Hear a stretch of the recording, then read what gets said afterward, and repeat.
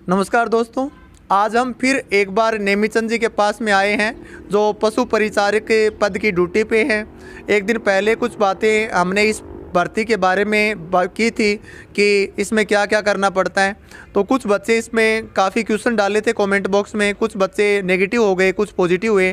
तो आज दोबारा बात करते हैं। नमस्कार जी। नमस्कार जी। तो नेमीचंद जी, आपका बहुत बहुत स्वागत है इस कार्यक्रम में। हमारे कुछ युवाओं को आप बताएंगे। तो एक तो युवाओं का पहला क्वेश्चन ये था कि अभी जो 10वीं पास की जो भर्ती निकली है पशु परिचारक की, इसमें प्रमोशन का प्रावधान है क्या? इसमें अगर 12वीं पास साइंस से हैं तो उसको गवर्नमेंट डिप्लोमा कराएगी। अच्छा। अगर डिप्लोमा करना पड़ेगा अपने पैसे पे। अच्छा। छुट्टियां मिल जाएगी आपको विदाउट पे वेतन, और प्रमोशन हो जाएगा इसमें। अच्छा। और दूसरी बात, अगर डिप्लोमाधारी लगता है और वो अगला ज्वाइनिंग के टाइम डिप्लोमा लगाता है तो उसका सीनियरिटी से प्रमोशन हो जाएगा। कहने का मतलब ये हुआ कि 10th बेस पे कोई बच्चा इस भर्ती में सिलेक्ट होता है तो उसको आगे पढ़ाई करने के लिए गवर्नमेंट छुट्टियां देगी, वो डिग्री करके और प्रमोशन कर सकता है। दूसरा, अगर बच्चा साइंस साइड से है तो उसका भी प्रमोशन इसमें हो सकता है। इसमें दूसरा क्वेश्चन ये था कि संडे का अवकाश रहता है नहीं रहता? संडे का अवकाश नहीं रहता, हमारे साप्ताहिक अवकाश होता है जो सोमवार से लेकर शनिवार तक आप कोई भी डिसाइड कर सकते हैं एक बार। मतलब सप्ताह में आप एक अवकाश ले सकते हैं, संडे का कोई अवकाश नहीं है, कोई भी एक अवकाश आप डिसाइड करके ले सकते हैं। एक बात इसमें, बच्चे गोबर उठाने वाली बात जो आपने उस दिन बोली थी उस पर कुछ बच्चे भड़क गए थे। तो गोबर उठाने वाली जो प्रोसेस होती है इसमें क्या रोल रहता है गोबर का? इसमें ये है कि MBA किए हुए नगर पालिका में लग रहे हैं, उनको तो ट्रैक्टर पर चढ़ना पड़ता है। अच्छा। और अपन तो काश्तकार के लिए बच्चे हैं, काश्तकार अपने घर पे गोबर नहीं सरकाते फावड़े से। हाँ, मतलब गोबर हाथ से नहीं उठाना पड़ता। गोबर हाथ से नहीं उठाना पड़ता। दोस्तों, इसमें ऐसा कहते हैं कि जब पशु आता है, जैसे इधर दिखाइए, जैसे यहाँ पे पशु आए हैं तो यहाँ पे देखो कोई गोबर नहीं पड़ा है। अगर कोई पशु गोबर कर देता है तो दंताली या फावड़े से सरकाना पड़ता है, सफाई कर्मचारी वहाँ से उठा लेता है।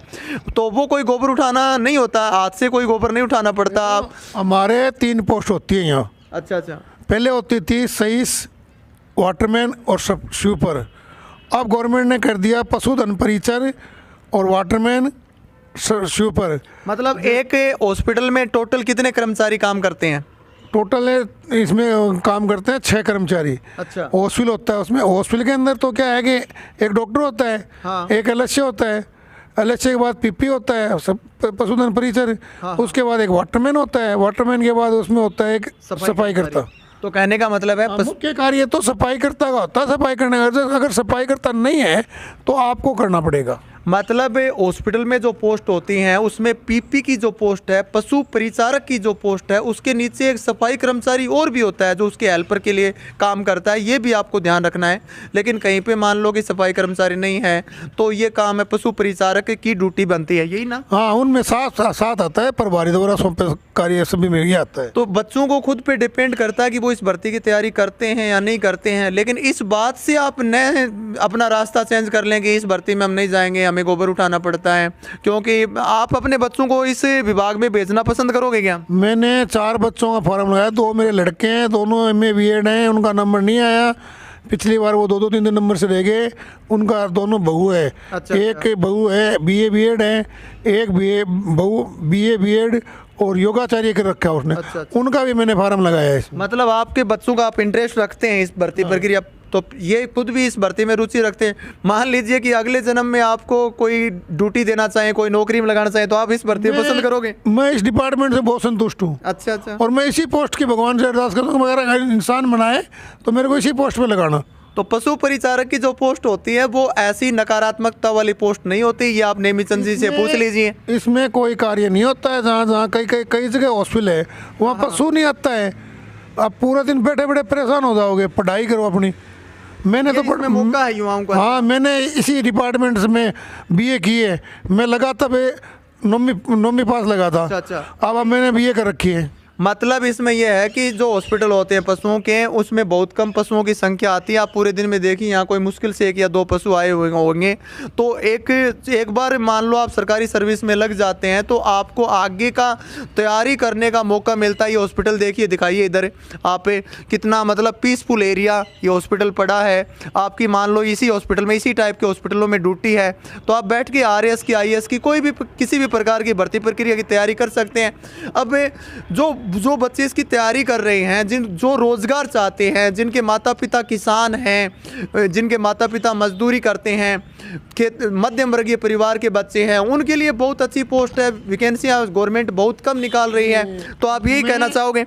मैं एक ऐसी कैंडिडेट हूँ और नगर पालिका के अंदर सफाई कर्मचारी लग रहे हैं। मेरा बच्चा है, अच्छा, वो एक एसआई नगर पालिका में एसआई की पोस्ट पर सफाई निरीक्षक की। अच्छा, उसके पास बीए एमए, एक तो एमबीए किया हुआ सफाई कर्मचारी लग रहा है। वो ट्रैक्टर पे कार्य करता है, बुचास के पास का है। अच्छा, मेरा कहने का इनका ट्रैक्टर है, ये इनका कहने का वहाँ नाली निकालनी पड़ती है, ट्रैक्टर पे कचरा, सूखा वाला कचरा उठाना पड़ता है। हाँ जी। यहाँ सूखा वाला कचरा नहीं होगा तो केवल गोबर ही होगा। तो वो दंताली या फावड़े सरकार, तो अगर जहाँ से ऊपर की पोस्ट है तो आपको दंताली से वो सरकाने की जरूरत नहीं है। तो इनका कहने का मतलब है कि जिस तरह की नकारात्मकता उससे पहले वाले वीडियो पे आई कि गोबर उठाने वाली भर्ती है, इसलिए हम इसका फैसला बदलेंगे, इस बात को लेकर के आप फैसला बदलते हैं तो आपको बहुत बड़ा नुकसान हो जाएगा। बाकी आपकी मर्जी होती है। आप लास्ट में युवाओं को इस नौकरी के कुछ सकारात्मक फायदे और कुछ तैयारी करने संबंधी। हमारे एक, मेरे नाम तो याद है नहीं उनका, श्री माली कहते थे। हाँ हाँ, वो हमारे साथ भर्ती हुआ था। अच्छा, मैं सन 84 अगस्त में भर्ती हुआ था। अगस्त में वो मेरे साथ लगा था और वो चूरू से वीओ की पोस्ट, वेटनरी ऑफिसर की पोस्ट से रिटायरमेंट हुए हैं। तो मतलब पशु परिचारक बनने के बाद में आपने पशुओं का ट्रीटमेंट करना भी डॉक्टर से कुछ सीख लिया क्या? डॉक्टर साहब के नीचे काम करोगे आपको सब काम आ जाएगा।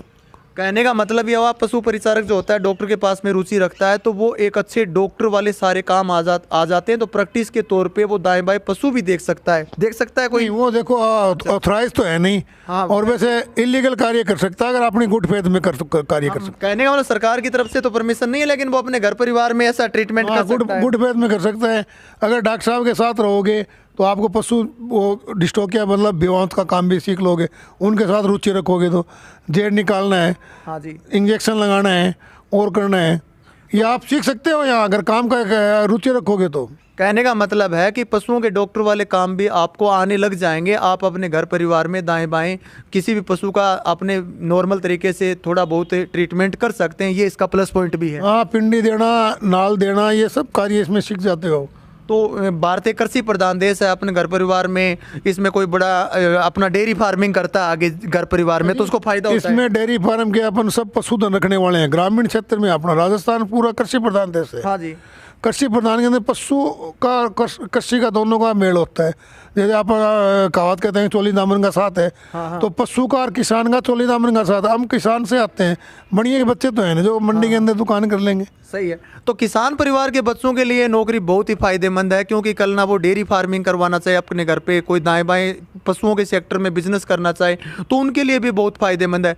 लेकिन मैं आपको इसलिए मोटिवेट नहीं कर रहा हूँ कि आप सारे पशु जो पीपी पशुधन सहायक की जो वैकेंसी निकली, जो पशु परिचारक की वैकेंसी निकली है, आप सारी उसकी तैयारी करें। जिनकी भी रुचि है इस फील्ड में वो तैयारी करें, और जिनकी रुचि है मान लो उसको ऐसा लग गया कि इसमें पशुओं का गोबर उठाना पड़ता है जिससे वो अपना तैयारी इसमें भर्ती में न जाने का मूड बना रहा है, तो उसका वो गलत फैसला होगा। इसलिए हमारा आपसे ओनली सही सलाह आपको देना, हमारा उद्देश्य रियलिटी सकारात्मकता आपको बताना है। हमारा उद्देश्य ये नहीं है कि आप पशु परिचारक की भर्ती करें, हमारे कोचिंग के बैच बनवाएं, ऐसा हमारा कोई उद्देश्य नहीं है। जो बच्चे पढ़ने आएंगे हम उनको पढ़ाएंगे, जिनको तैयारी करनी है वो करेंगे। और दाएं बाएं आप जहाँ भी जिस एरिया के हैं, तो हमें यहाँ चूरू जिले की राजगढ़ तहसील में आधार क्लासेज अपना चलता है और यहाँ पे नेमीचंद जी की ड्यूटी है। और इन्होंने कुछ बातें उस दिन हमारे साथ शेयर की, आज आपको दोबारा कुछ बातें बताई हैं। तो वो आप पे डिपेंड करता है कि आप तैयारी करते हैं या नहीं करते, इस फील्ड में जाते हैं या नहीं जाते। तो सभी को आपको बहुत बहुत धन्यवाद, सभी श्रोताओं को बहुत बहुत धन्यवाद। अगर आप हमारे चैनल पे नए हैं तो चैनल को सब्सक्राइब कर लीजिए। समय समय पर हम इसकी ऑथेंटिक और सच्चाई वाली जो जानकारियां हैं वो उपलब्ध कराते रहेंगे। सभी को धन्यवाद।